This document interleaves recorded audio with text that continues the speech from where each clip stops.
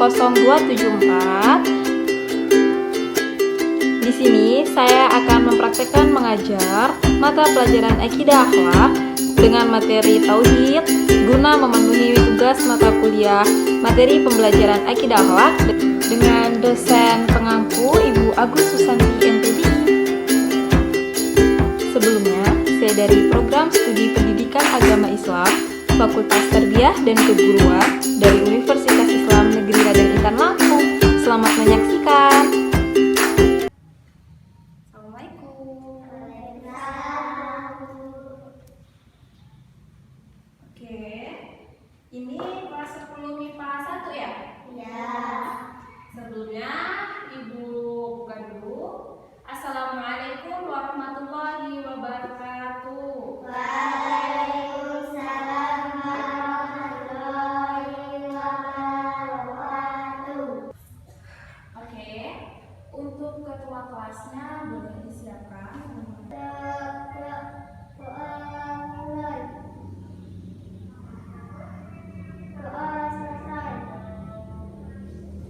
Oke, hari ini ada yang tidak masuk? Ada? Siapa? Catherine. Catherine kenapa nggak masuk? Oh, sakit. Ibu absen dulu satu-satu ya. Tristan Alif Noval. Oke. Terus Naila. Iya. Rajin ya Naila ya. Aina. Oke. Aini. Yang terakhir Zulfa. Oke. Untuk anak-anak ibu, hari ini kita akan mempelajari tentang bab tauhid. Bab tauhid itu bab pertama yang kita pelajari pada kelas 10 semester 1 atau semester ganjil. Oke? Jadi sebelumnya apa aja sih sub-sub bab yang harus kita ketahui dalam bab tauhid itu? Itu ada banyak banget. Ya nggak banyak banget sih sebenarnya, ada beberapa. Yang pertama ada pengertian tauhid. Jadi kalau kita mau belajar tentang tauhid, kita harus tahu tentang apa itu tauhid, secara bahasa tauhid itu apa, secara istilah tauhid itu apa, seperti itu. Selanjutnya kita belajar jenis-jenis tauhid atau tauhid dibagi menjadi berapa tuh Bu? Gitu. Kita juga harus tahu kalau kita mau belajar tentang tauhid. Terus habis itu setelah kita tahu jenisnya, kita harus tahu tentang nama lain dari ilmu tauhid juga. Jadi ada beberapa tuh nanti yang akan kita bahas tentang nama-nama lain dari tauhid. Selanjutnya yang akan kita pelajari adalah tentang ruang lingkup tauhid. Ruang lingkup tauhid itu di mana aja sih? Tauhid itu dibagi ke apa aja sih? Tanah apa aja sih? Gitu ya. Terus ada tentang hikmah kita bertauhid. Jadi setelah kita bertauhid itu nanti kita dapat apa? Manfaatnya apa? Banyak manfaat atau mudaratnya seperti itu. Ya.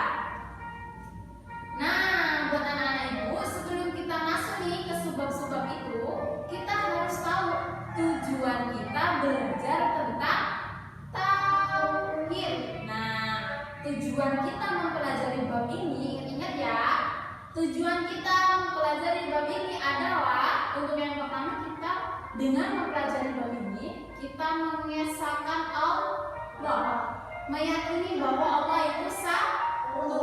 Dan yang kedua, ketika kita belajar tauhid, insya Allah kita bersemuanya ini bisa terhindar dari perbuatan musyrik, perbuatan yang menyekutukan Allah. Nah, seperti itu, paham? Nah, barulah sekarang kita akan masuk kepada sebab-sebab tentang tauhid. Sebelum kita masuk ke dalam yang banyak itu, yang pertama yang akan kita pelajari adalah kita harus mengetahui tentang pengertian tauhid. Tauhid itu apa sih sebenarnya? Kok kita bisa tahu jenis-jenis tauhid itu ada banyak? Yang pertama kita harus tahu dulu tauhid itu apa? Tauhid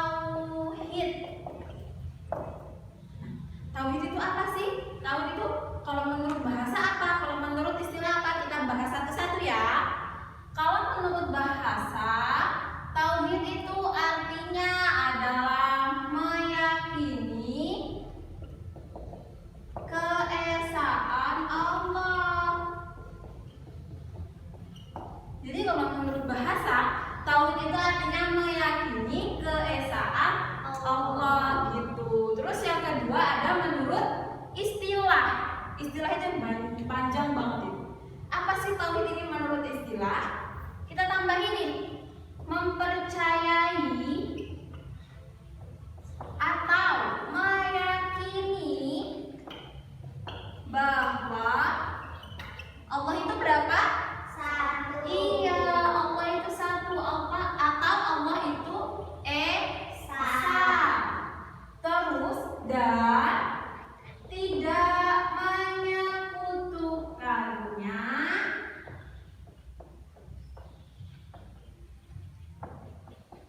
dengan apapun. Maksudnya menyekutukan dengan apapun. Menyekutukannya berarti menyekutukan siapa? Allah. Jadi kita tidak menyekutukan Allah dengan apapun dan siapapun gitu ya. Jadi kalau menurut bahasa, tauhid artinya meyakini keesaan Allah. Dan menurut istilah artinya mempercayai atau meyakini bahwa Allah itu esa dan tidak menyekutukannya dengan apapun atau siapapun. Nah, dari sini udah paham kan tentang apa sih sebenarnya tauhid itu? Udah. Jadi udah paham ya tentang pengertian tauhid itu apa? Paham? Untuk Aini ada yang ditanyakan tentang pengertian tauhid? Enggak. Untuk Naila ada yang ditanyakan tentang pengertian tauhid? Jadi cukup paham ya dengan pengertiannya ya. Kita udah belajar nih tentang pengertian tauhid kan? Semuanya alhamdulillah udah paham, udah pinter-pinter.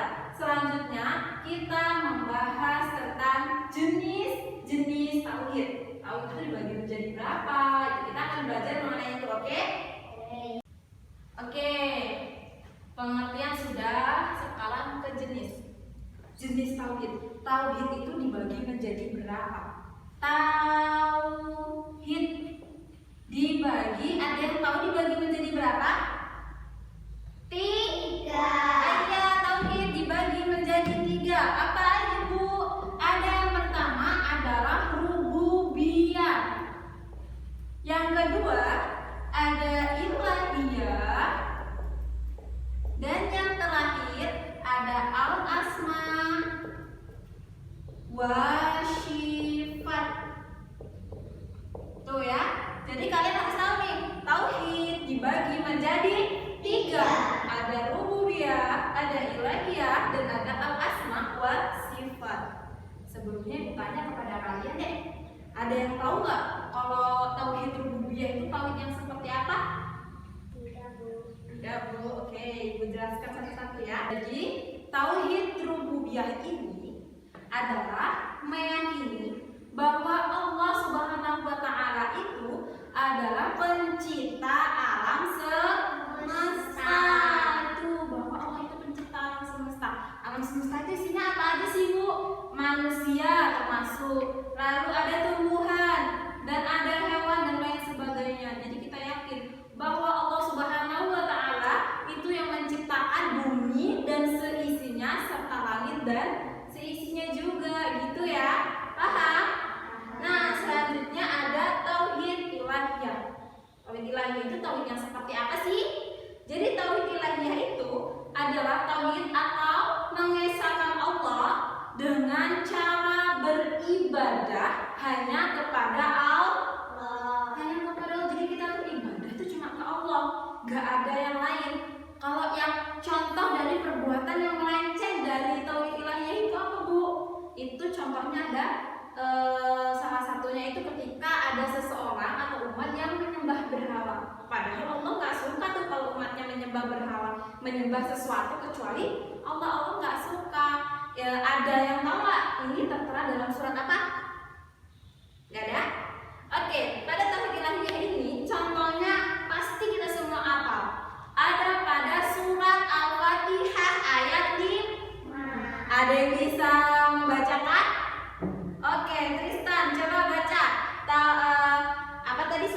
Al-Fatihah ayat 5. Bismillah.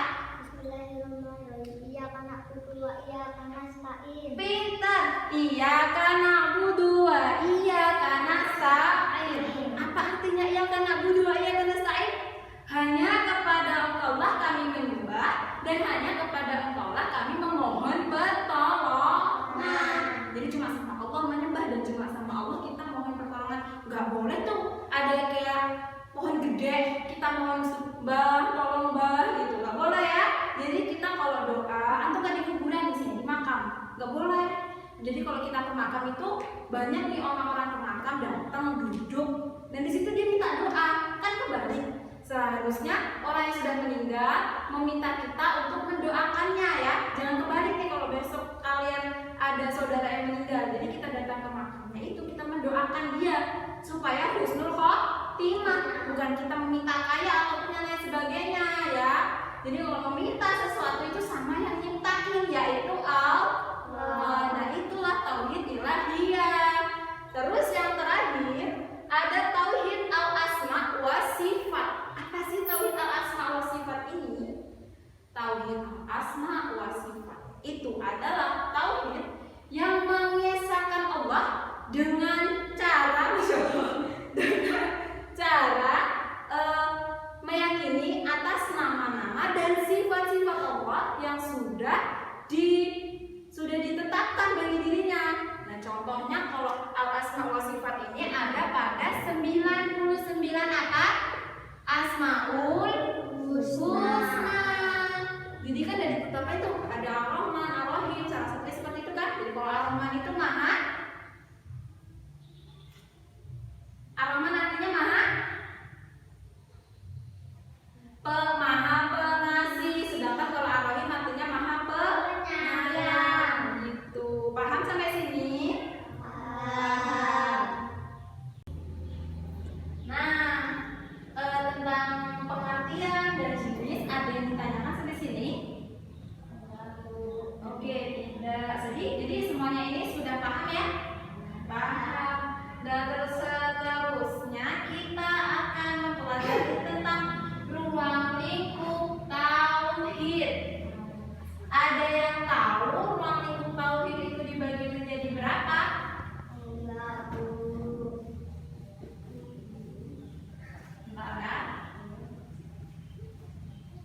Tadi pengertian sudah, jadi sudah sekarang kita masuk ke dalam ruang lingkup tauhid. Ruang lingkup tauhid itu dibagi menjadi 3. Ada 3 ya, ingat-ingat. Ruang lingkup tauhid dibagi menjadi 3. Yang pertama ada ma'rifah al-mabda. Yang kedua ada ma'rifat al-wathiqah. Dan yang terakhir ada ma'rifat al-ma'ad. Ini ruang lingkup tauhid ada 3. Yang pertama ada ma'rifat al-mabda, yang kedua ada ma'rifat al-wathiqah, dan yang terakhir ada ma'rifat al-ma'ad. Hayo kalian pada ngantuk ya? Ya. Sebelum kita masuk ke ruang lingkup tauhid, masih semangat? Tetap semangat. Oke, yang pertama ma'rifah al-mabda. Jadi kita tadi udah bikin kayak gitu, jadi semuanya harus semangat ya. Jangan ngantuk, nanti nggak masuk ilmu yang ibu berikan ke kalian. Pertama itu ruang lingkup tauhid ada pada ma'rifat al-mabda.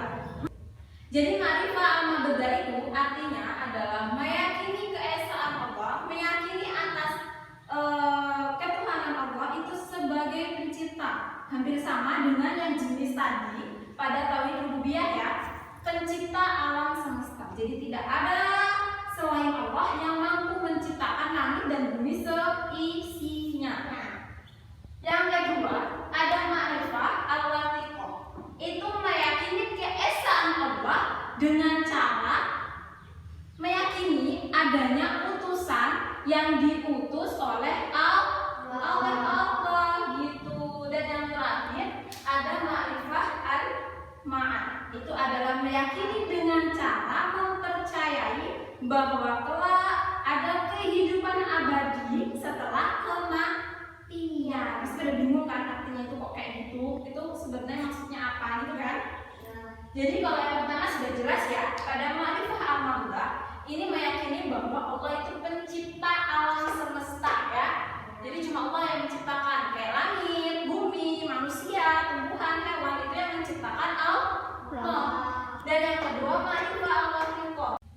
Ma'rifah al-wasiqah ini maksudnya apa, Bu? Kalau ma'rifah al-wasiqah ini meyakini keesaan Allah dengan cara meyakini adanya utusan Allah yang diutus olehnya untuk meluruskan umat-umatnya. Ini contohnya pada 25 nabi dan rasul. Itu kan salah satu utusan Allah kan? Kayak malaikat pada nabi misalnya, pada Nabi Muhammad itu diturunkannya Al-Quran melalui beliau seperti itu ya. Oke, yang terakhir ada ma'rifah al-ma'ad, meyakini keesaan Allah dengan cara meyakini atau mempercayai bahwa kelak nantinya ada kehidupan setelah kematian. Kehidupan itu abadi. Jadi kehidupan abadi nanti kita di akhirat itu tergantung amal kita ketika hidup di dunia, di bumi sebelum kematian yang sekarang ini. Jadi kalau misalnya kalian mau hidup enak nanti waktu abadi, silahkan memperbanyak amal baik. Kalau kalian di sana mau sengsara, silahkan kalian berbuat buruk seperti itu ya. Jadi setiap amal baik dan buruk itu selalu dicatat oleh Allah Subhanahu wa Ta'ala melalui malaikat siapa? Raqib dan Atid. Oke, buat anak-anak yang Ibu jelaskan tadi udah paham semua? Ruang lingkup sudah, tadi pengertian sudah, terus jenis-jenis sudah. Selanjutnya kita mempelajari tentang nama lain dari ilmu tauhid. Nama lain dari ilmu tauhid. Kita mempelajari beberapanya saja. Sebenarnya ada banyak, tapi kita pelajari beberapa. Jadi kalau ilmu nama lain, kalau mainan itu kerekam udah terakhir ya. Tapi kalau kalian mainan kerekam, kalau tadi nggak apa-apa. Dah, terakhir ya. Oke, tentang pengertian jenis dan ruang lingkup kalian sudah paham? Ada yang ditanya? Apaan nih kecil lupa? Masih ada lagi ya? Iya, kelihatan guys. Udah lagi ya, nggak apa-apa ya. Oke, sampai sini ada yang ditanyakan? Kalian sudah jelas semua ya? Nah, tadi pengertian sudah, jenis sudah, ruang lingkup sudah. Sekarang kita belajar tentang nama-nama lain pada ilmu tauhid. Nama-nama lain dalam ilmu tauhid. Kalau tauhid tadi kan meyakini keesaan Allah, mempercayai bahwa Allah itu esa, Allah itu satu dan tidak ada sekutu bagi Allah. Nah, kalau ilmu tauhid itu ilmu artinya apa sih, Bu? Gitu. Jadi kalau ilmu tauhid itu artinya adalah ilmu yang mempelajari tentang keesaan Allah. Nah, pada ilmu tauhid ini ada nama lain, ada banyak sebenarnya, tapi kita mempelajari beberapa saja. Yang pertama adalah ilmu usuluddin. Jadi nama lain dari ilmu tauhid itu adalah ilmu usuluddin. Ilmu usuluddin itu apa sih? Ilmu usuluddin itu berasal dari kata usul dan adin. Usul itu artinya pokok-pokok atau dasar-dasar. Sedangkan adin artinya agama. Jadi ilmu usuluddin adalah ilmu yang mempelajari tentang pokok-pokok atau dasar-dasar agama gitu ya. Terus nama lain dalam ilmu tauhid yang kedua ada ilmu aqaid. Aqaid itu apa sih artinya? mengikat sesuatu. Itu artinya aqaid.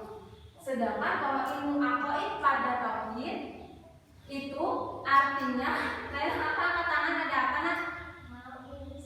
Oh boleh, silakan kalau lagi.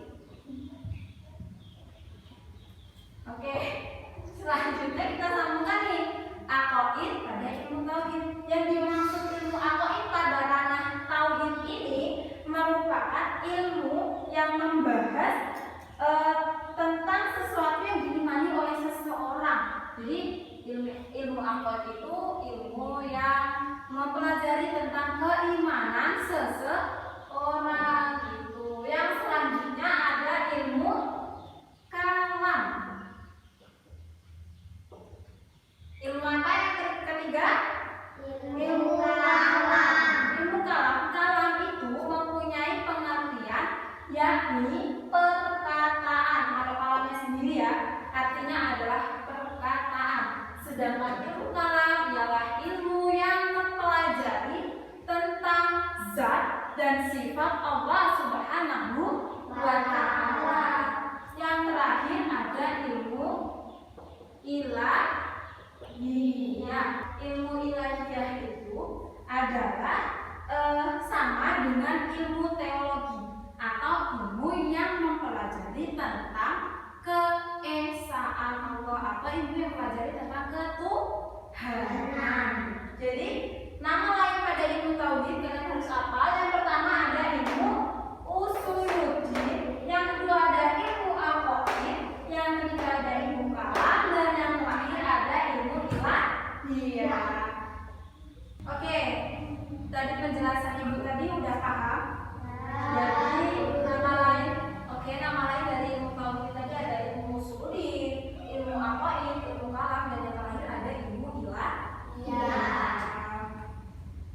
Selanjutnya, setelah pengertian nama lain, ruang lingkup, jenis tadi, kita sekarang memahami makna dari kalimat tauhid. Sebelum kita masuk ke dalam memahami makna kalimat tauhid, ibu mau tanya sama kalian, ada yang tahu kalimat tauhid itu seperti apa? Silahkan angkat tangannya. Oke, Zulfa Nur Aziza. Ya, silakan. Kalimat tauhid itu kalimat yang seperti apa sih? La ilaha illallah. Benar sekali. Jadi kalimat tauhid itu ada di kalimat la ilaha illallah, yang artinya tidak ada satupun. Salah kan? Ayo fokus. Jadi la ilaha illallah itu artinya adalah tidak ada Tuhan selain Allah. Itu makna dari kalimat la ilaha illallah atau kalimat tauhid. Oke, setelah kita mengetahui kalimat tauhid, kita masuk pada memahami makna kalimat tauhid. Silakan yang punya buku paket, kalian buka halaman 2. Buka ya. Masuk ya. Di situ bagian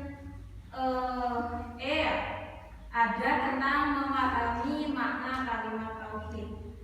Nah, di situ ada al-ilah adalah zat yang harus dipertuhankan dengan sepenuh hati. Dengan sepenuh hati. Berarti kita menuhankan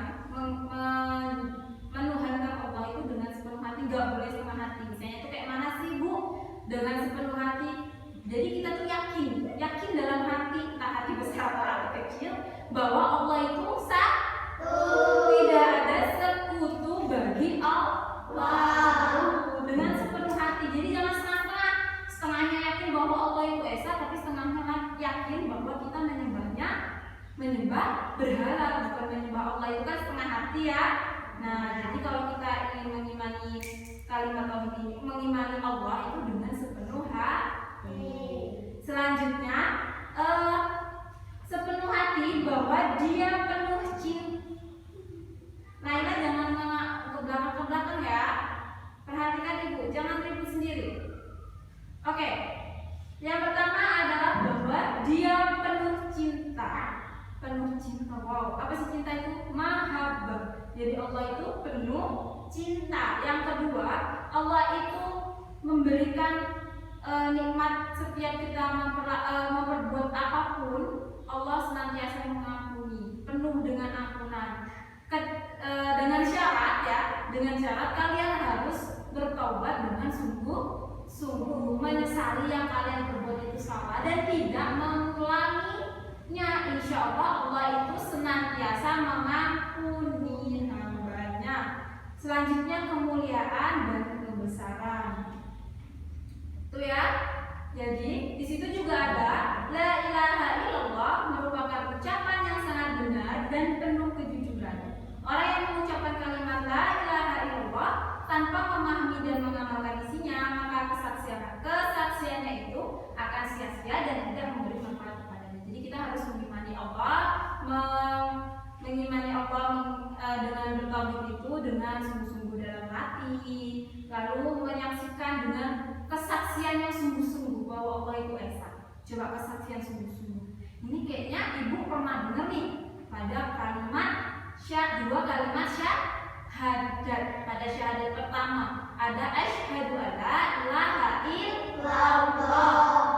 Aku bersaksi bahwa tidak ada Tuhan selain Allah. Itu harus dengan jiwa yang benar-benar sadar, nggak boleh dalam keadaan yang terpaksa atau dipaksa ya.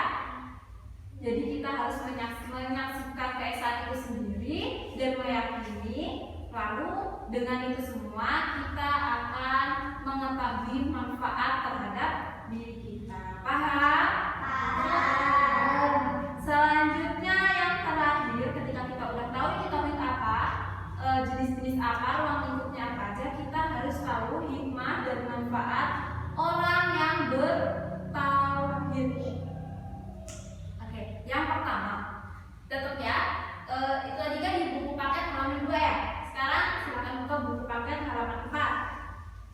Di situ ada hikmah dan manfaat bertauhid.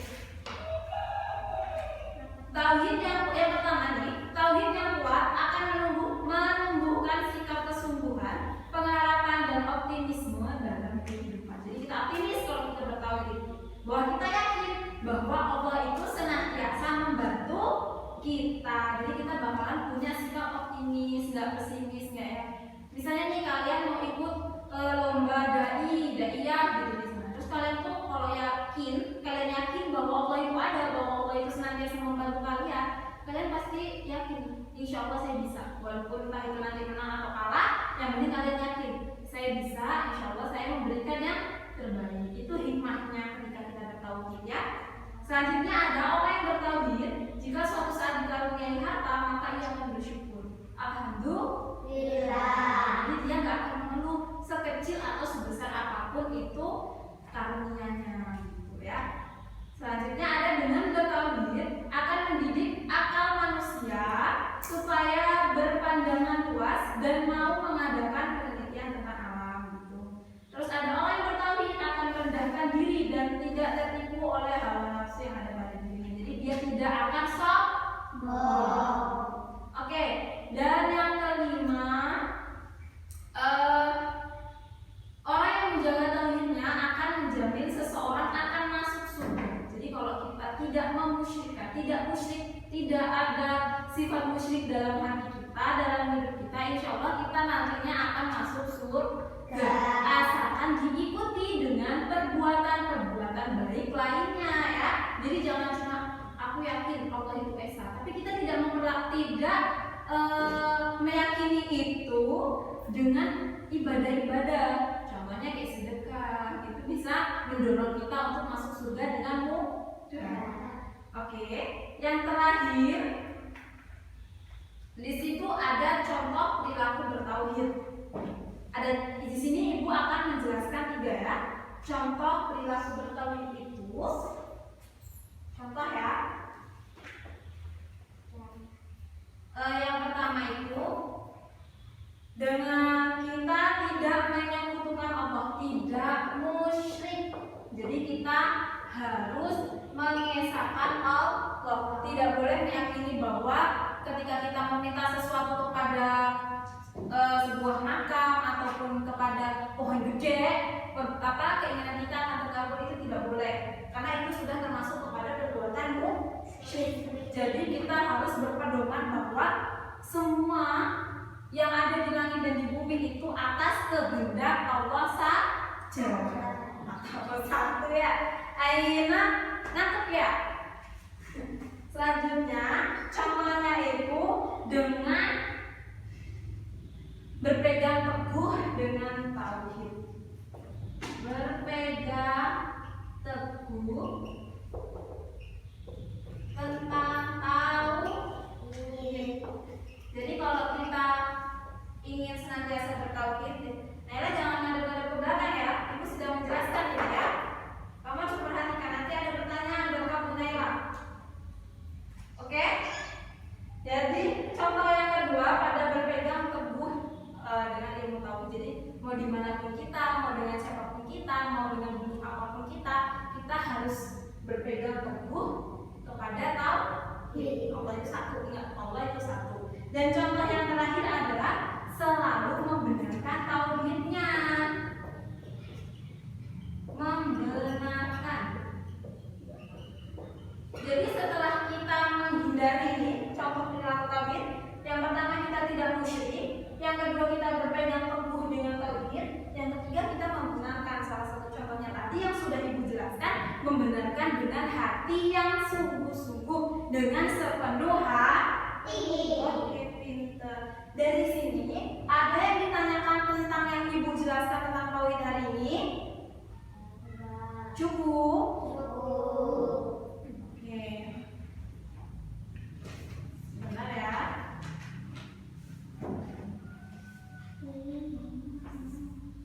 Untuk tugas minggu depan, silakan kalian Ibu bikin kelompok ya.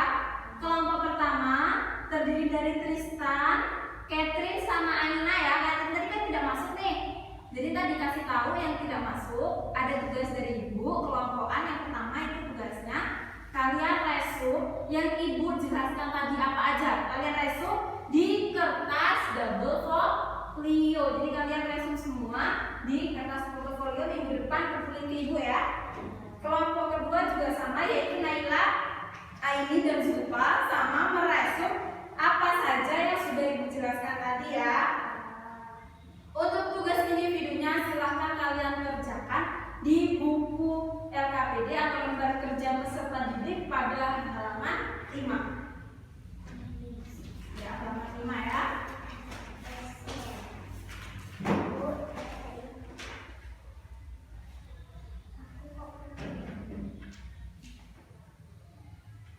Oke, paham tentang materi dan tugasnya?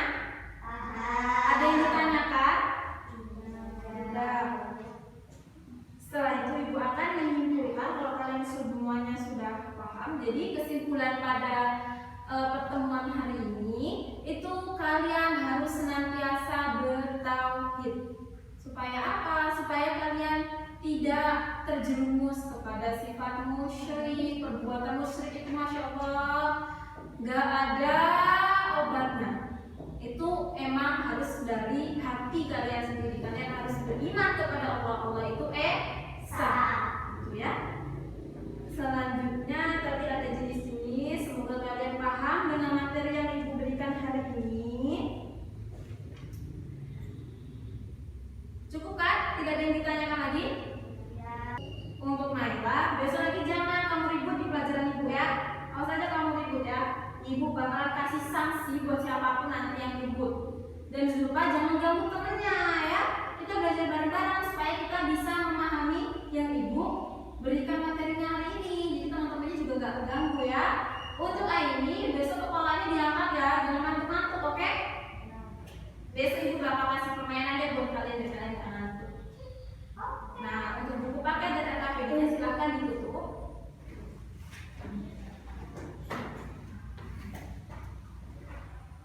Oke, sebelum kita doa, kita tutup materi kita hari ini ya. Kita tutup dengan bacaan hamdalah. Alhamdulillahirabbil alamin. Silakan ketua kelas untuk memimpin doa teman-temannya. Doa mulai. Berdoa selesai. Oke, Ibu akhiri pertemuan kali ini. Mohon maaf kalau dalam penyampaian Ibu kurang tepat dan ada yang mengganjal di hati kalian dan pikiran kalian. Kalau misalnya ada yang kurang paham, boleh temuin Ibu di lain waktu ya, atau minggu depan boleh ditanyakan kembali. Ibu akhiri, wassalamualaikum warahmatullahi wabarakatuh. Waalaikumsalam warahmatullahi wabarakatuh. Ibu keluar ya. Besok lagi Naila jangan ribut loh ya.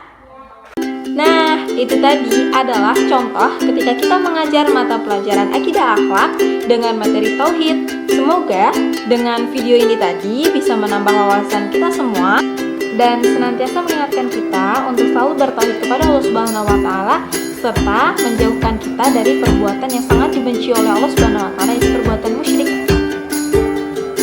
Oke, terima kasih untuk teman-teman yang sudah menonton. See you next time. Bye bye. Assalamualaikum warahmatullahi wabarakatuh.